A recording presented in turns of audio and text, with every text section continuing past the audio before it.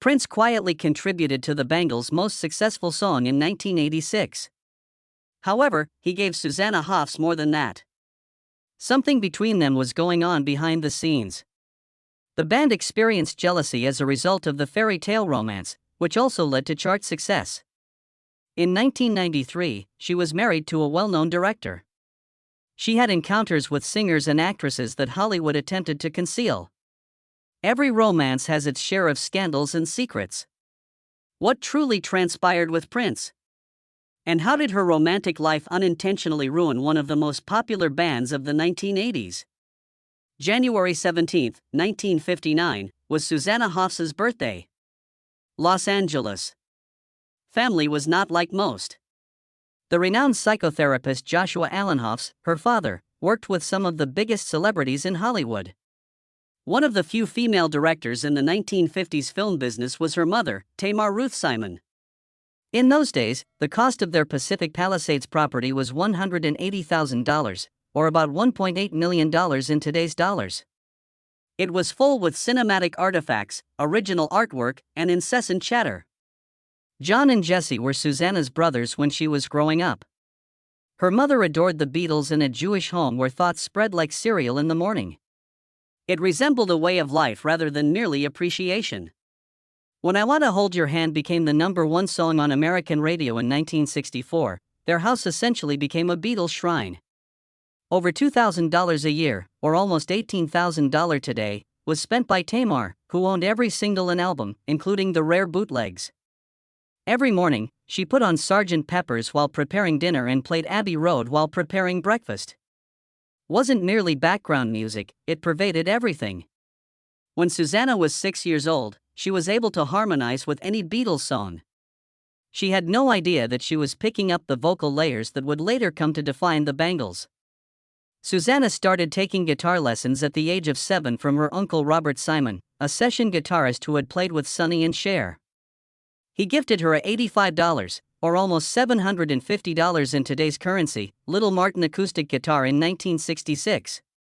The family practiced together every Saturday, which had been converted into a small studio. She wrote her debut song, Sunshine in My Room, in 2 years after learning 47 chord progressions. In a leather notebook that has survived to this day, her uncle documented all of her advancements. She began experimenting with complex jazz chords at the age of 9. She gained the abilities from that early experience that would help her later stand out in the male-dominated rock industry as a guitarist who could play lead and rhythm in addition to being a singer.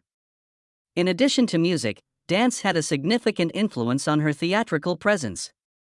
She trained at the Westside Ballet Academy in Santa Monica from the ages of 5 to 12.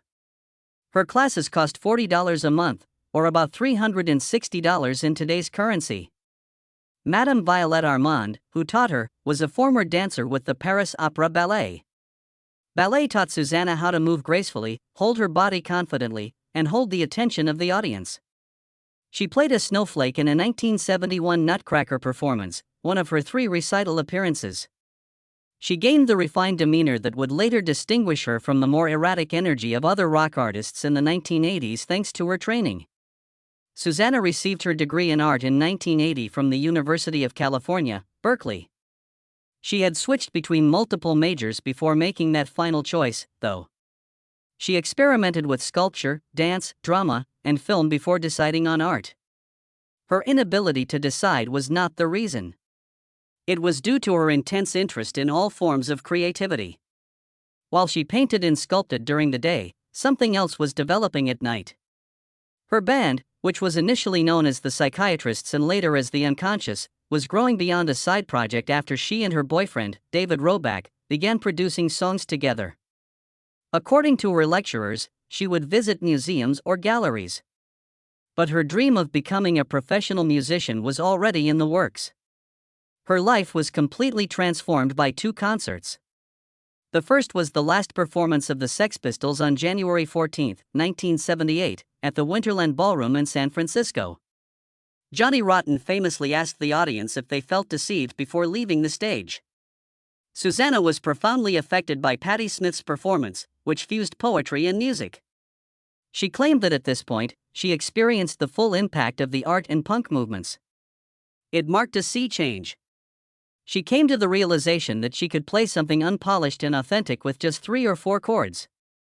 When she heard the Ramones, she recalled thinking, "I can do that." Seeing herself as a part of something greater motivated her to switch from acoustic to electric guitar. Everyone was startled when Susanna abruptly left visual art after graduating. Like her mother, her family had anticipated that she would pursue a career in the arts, possibly in movies. But instead, she returned to Los Angeles and began searching for band members. That was a dangerous action. Women found it difficult to get into rock music in 1980. Few female guitarists played on stage, and most bands were composed of men. However, that didn't deter her. Her uncle had taught her how to play the guitar, and she trusted that she could forge her own way. Susanna Hoffs read a little advertisement in a newspaper in Los Angeles in 1981, shortly after receiving her art degree from UC Berkeley. Vicki and Debbie Peterson, sisters, put it in search of artists who shared their passion of bands. Yes, she did. Something snapped between them when they began singing together in a Northridge garage. All it needed was the first harmony.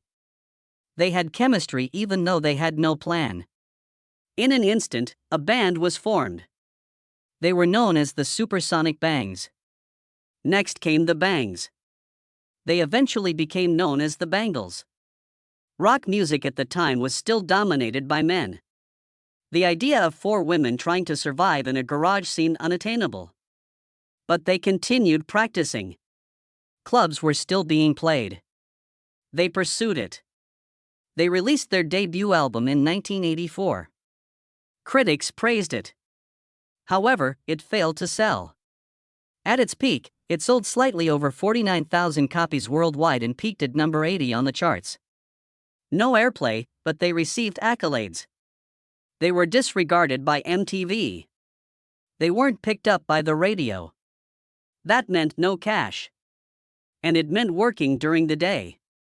They had a Columbia Records contract. It didn't feel like success, though. They were impoverished. They engaged in small club play. Worked regular jobs during the day and at night. Grocery shopping and rent payments were necessary, and the label began to worry. Some executives started to question whether they had signed an all-female rock band in error. That concern became pressure, and Susanna Hoffs was gradually pushed to the front by the label. She didn't want to be the star, rather, the industry believed that a single face sold better than a bunch. The Bengals' singing style, however, was what set them apart. They did not carefully craft their harmonies. Their songs had a layered, deep sound because each member took turns singing lead, something they discovered by chance during one of their first garage sessions. Hoffs had experience with experimental music. Classic rock and folk were introduced by the Peterson sisters. They started using Vicki Peterson's jangly guitar as a trademark. Critics subsequently referred to what they produced as neo-psychedelia. However, in the 1980s, being unique was insufficient. They viewed all-female bands as gimmicks. Magazines and executives frequently sexualized them rather than appreciating their abilities.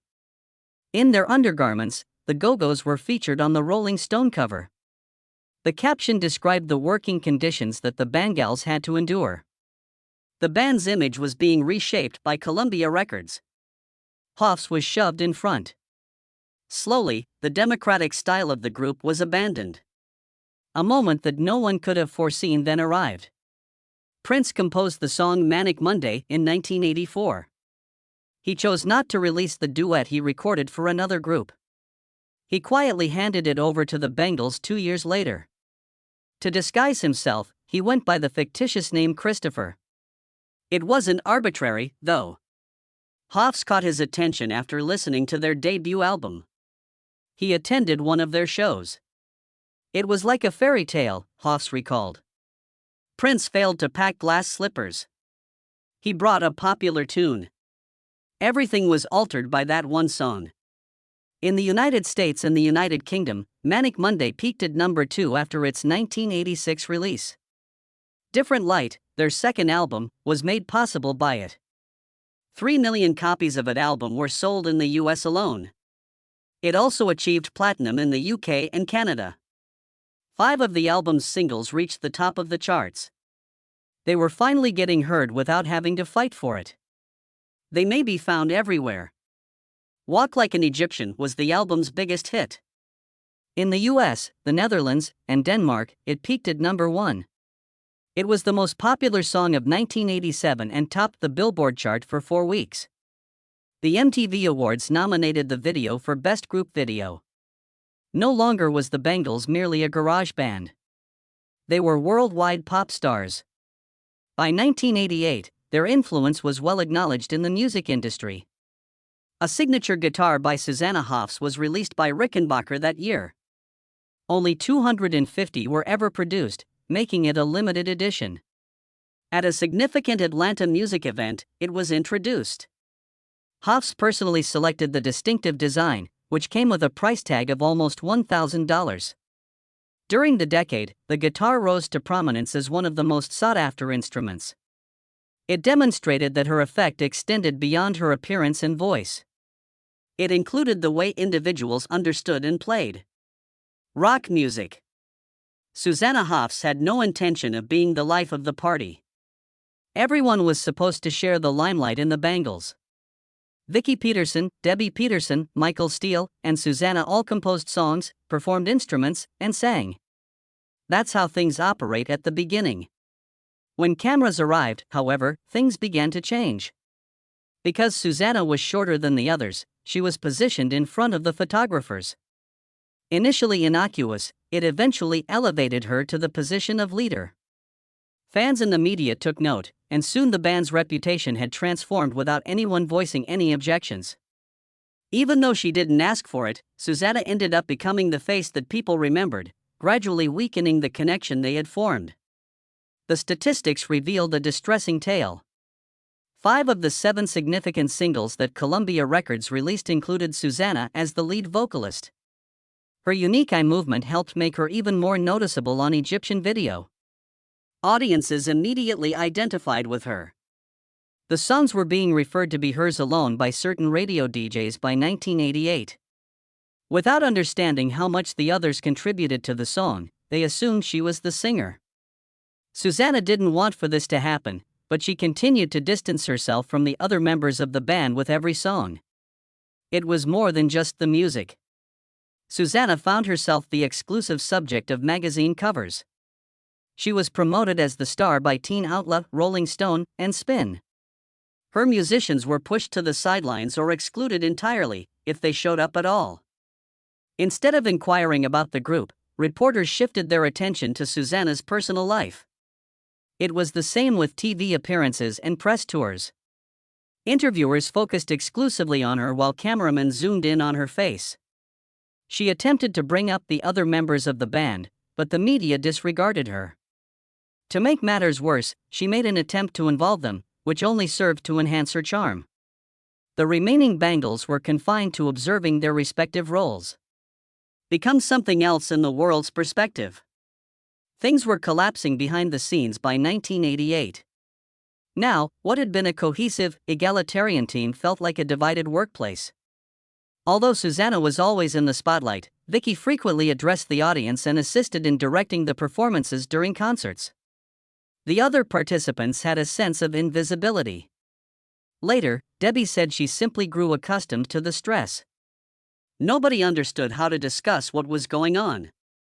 Later, Susanna stated that they were unable to get together and discuss the situation collectively. Record executives started recommending that she go solo as the harm continued to mount. They appeared indifferent to one another. That was the last shove that cracked what was left. The group broke up in 1989. Externally, it appeared to be a success. Inside, it had fallen silently. The film then started. The movie The All-Nighter opened in theaters on May 1, 1987. Tamar Simon Hoffs, Susanna's mother, wrote and directed the comedy with a beach theme. Alongside Susanna were Pam Grier, Dee Dee Pfeiffer, and Joan Cusack. Only about $1 million was allocated. The film only made $2.7 million globally, which was a poor performance. But the harm? It was already completed. No one else in the band had been involved. Susanna, as an actress and solo performer, was being promoted while they were being left behind. Bangles' music wasn't even used in the movie, but it didn't matter. She was already well known as a solo artist. Talk shows and magazines paid her more attention. She was viewed as distinct from the group by both fans and insiders. Susanna had risen to prominence beyond the Bangles, whether she liked it or not. The Bangles performed on October 30, 1986, at the Avalon in Hollywood. Susanna Hoffs met Tom Kelly, the songwriter, backstage. She developed a new style of writing as a result of the interaction. Unlike her, who usually began with tunes, Kelly and his colleague Billy Steinberg began with lyrics. 2 actual photos were used to write Eternal Flame. During a rainy tour, the flame at Elvis Presley's grave in Graceland extinguished. In the Palm Springs synagogue where Steinberg grew up, there was a red light. No light was ever meant to go out. The song became the second #1 hit for the Bangles when it was released on January 23, 1989. Reached the top of the charts in 8 other countries and went gold. The only female bands to have several #1 hits before them were the Supremes and the Shirelles. Prior to it, Susanna's range was demonstrated by another song titled In Your Room. Everything collapsed after their August release, which coincided with their zenith. The band was summoned to the home of their manager in 1989. They believed they were talking about going on a tour in Australia. They entered a room instead, where their management and lawyer were present. The message was straightforward. It was finished. Vicki Peterson later acknowledged that she made the decision to ignore the warning flags. Numerous people thought that management, who viewed Hoffs as a potential solo star, was responsible for the divorce. To prevent Hoffs from leaving the band, they even offered Michael Steele a solo contract. The group had already run out of energy by then. They had traveled for several years. The Different Light album had been the source of growing tensions. Despite their greatest successes being penned by others, they aspired to be recognized as legitimate musicians. The public's impression of Hoffs as the leader only made their differences worse.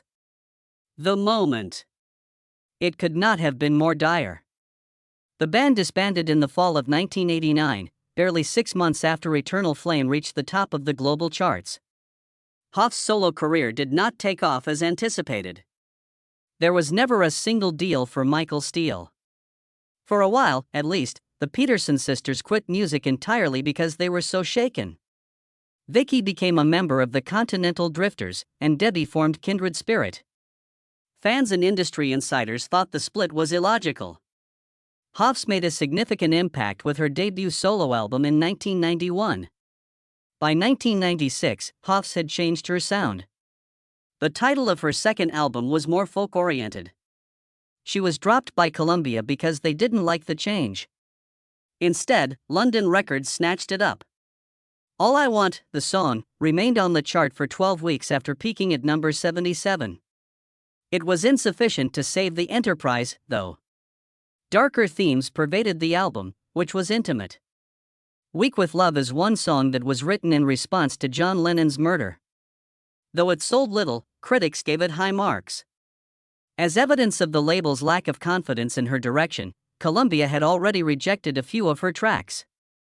Simultaneously, something unexpected occurred. Hoffs joined a band named Ming T, which was a parody of the 1960s. Mike Myers and Matthew Sweet were among them. Myers was Austin Powers' actor. Sweet took the role of Sid Belvedere, while Hoffs played Gillian Shagwell. What started off as a joke in nightclubs in Los Angeles evolved into full-length performances in all 3 Austin Powers movies. They recorded songs like Daddy Wasn't There and BBC. The odd Italian movie from the 1960s starring Ursula Andress inspired the group's name. At the same time that Myers was developing the Austin Powers character, Hoffs' solo career had come to a standstill. In the end, her serious CDs were less popular than this ridiculous imaginary band. In 1993, Hoffs wed Jay Roach, who would go on to direct the Austin Powers movie. Los Angeles was the location of the ceremony. Both her grandfather and uncle, who are rabbis, performed. Her grandfather informed her, "You have now brought me a prince, my princess." Before the wedding, Roach, who was raised as a Southern Baptist, became a Jew. 1995 and 1998 saw the birth of their second son. Roach went on to direct serious political films like Game Change and Recount, as well as Meet the Parents. Hoffs claimed in 2023 that many previous relationships, including ones with Prince and actor Donovan Leitch, were necessary before she realized Jay was the proper man. Partnership was the source of her biggest musical triumph following the Bengals. She and Matthew Sweet's 2006 album, Under the Covers, Volume 1. They recorded 15 1960s songs under the moniker Sid and Susie. They were both fans of vintage songwriting. 2009 saw the release of Volume 2, which included 16 songs from the 1970s, including songs by Rod Stewart, Fleetwood Mac, and Carly Simon. 2013 saw the release of Volume 3, which concentrated on artists from the 1980s, such as the Smiths and the Pretenders. From Prince to the Beatles, they covered 57 musicians on the 3 albums. Completely Under the Covers, a 4-CD box set, was later released. Her most well-received album since the Bangles, it had additional songs. The Bangles took a surprising turn in 1999. 10 years after they had stopped communicating, they reconciled. But it wasn't out of nostalgia or love. To get them back together for a Behind the Music special, VH1 promised them $2 million. From her solo work, Susanna Hoffs had been earning just $50,000 annually. All of that changed with that money. They got together on March 15, 1999. Located in Van Nuys at Sound City Studios. They didn't exchange any words for the first 3 hours. Their manager was the only person they spoke with. Everyone remained in their own recording booth. The stress was genuine. Manic Monday was the next song they played.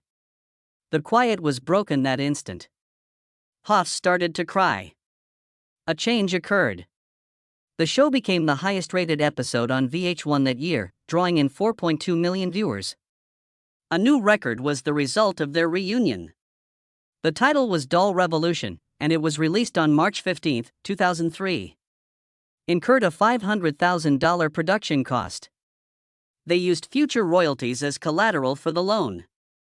At first, things appeared to be in poor shape. The first week's sales were only 12,000 copies. The album was criticized for sounding forced and dated. But then an odd thing occurred. A song called Something That You Said gradually gained popularity on adult contemporary radio. It peaked on the charts at number 27. They were spared financial ruin by just one song. Before the paychecks eventually started rolling in, Hoffs acknowledged in 2004 that she had been searching for a legitimate job. In the end, the album sold 180,000 copies all over the world. It showed they still had something to offer, but it didn't make them famous again. Fans adored the song.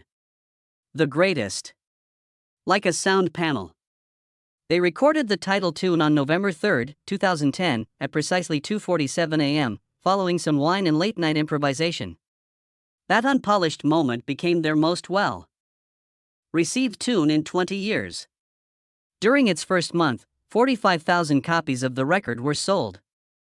They only spent $18,000 on it, but that was 3 times what their label anticipated. They utilized Hoffs' MacBook Pro to run GarageBand.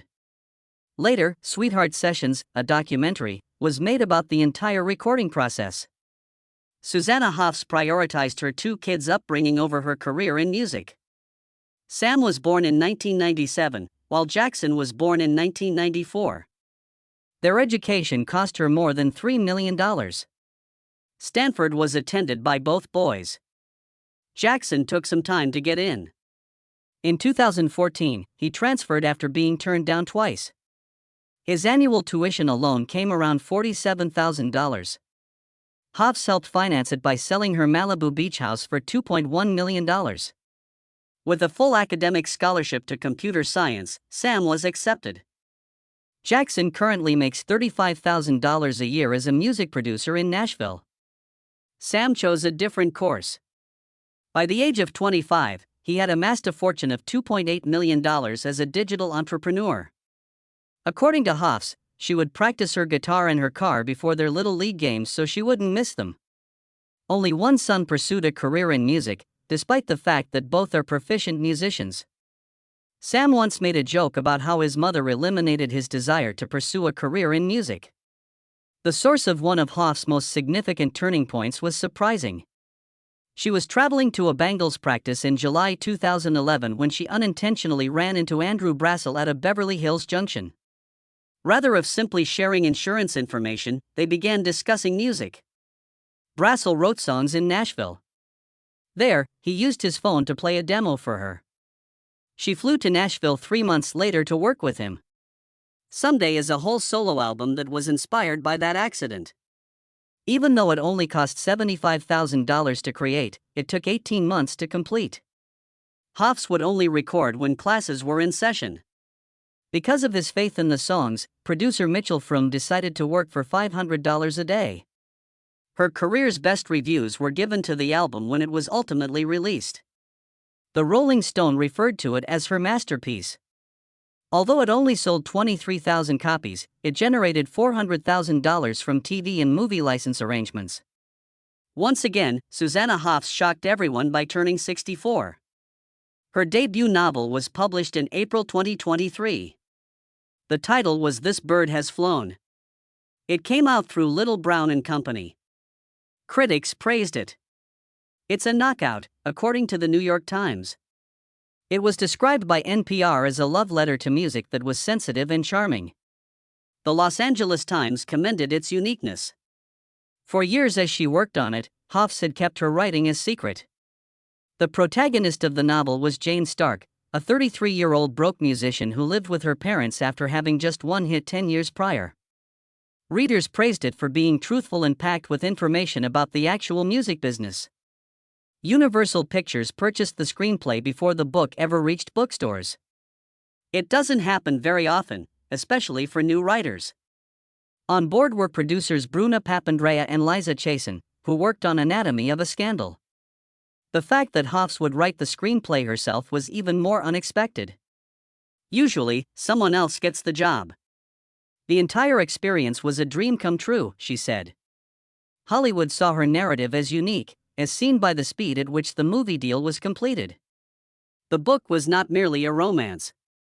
Tom Hardy, not the actor, is the professor of British literature that Jane, the main character, encounters on a flight to London. She finds herself and her music again thanks to their partnership. It also demonstrates the perilous nature of the music industry. After helping Jane with her first hit, Jonesy is now trying to control her comeback. The question of whether Jane will pursue fame or stick to her craft is examined in the book. For many readers, the battle resonated deeply. It was more than just love. The goal was to rediscover your voice. She was taken seriously in the world of literature. There was more to this than a famous person penning a book for publicity. Reed Taylor Jenkins, who penned The Six and Daisy Jones, praised it. "You'd love this one too if you enjoyed that book," she remarked. Even Tom Hanks made a remark. Claimed that Hoffs had a gifted ability to capture love, music, and heartbreak. Critics praised the character's realism and her witty banter. She had genuine potential, they remarked, drawing comparisons to more seasoned writers. It's uncommon for a first-time novelist, much less a musician, to receive such praise. From 2021 through 2025, Hoffs was at his most inventive. Within a few years, she put out 3 albums. The movie Bright Lights was released on November 12, 2021. It featured a duet with Amy Mann and 10 cover tracks. In the United Kingdom, it even peaked at number 83. The Deep End was then published in April 2023. That was audacious. She even gave the woman authority by flipping the Rolling Stones' meaning beneath my thumb. Her book The Lost Record was published in October 2024. While parenting her child in 1999, she recorded these tunes. Jane Wiedland and Charlotte Caffey from the Go-Go's assisted with it. That record felt intimate, like a musical journal about home and love. In 2025, she performed at Carnegie Hall on March 26. The event honored Patti Smith and commemorated the 50th anniversary of Smith's well-known album Horses. There were several legends on the stage. Bassist Flea played. Drummer Steve Jordan was playing. Guitar player Charlie Sexton. There was Ben Montench on keyboards. Smith penned the heartfelt ballad Kimberly for her sister, which Hoffs sang. She later expressed gratitude to Patty for including her and claimed the entire evening seemed kind. It proved she was still one of the greatest. At age 66, Hoffs became viral for her looks rather than her music or writings. Fans were astounded by her youthful appearance. She shared an unmade-up video of herself grinning and holding coffee on Instagram. "This is 65, she captioned the photo.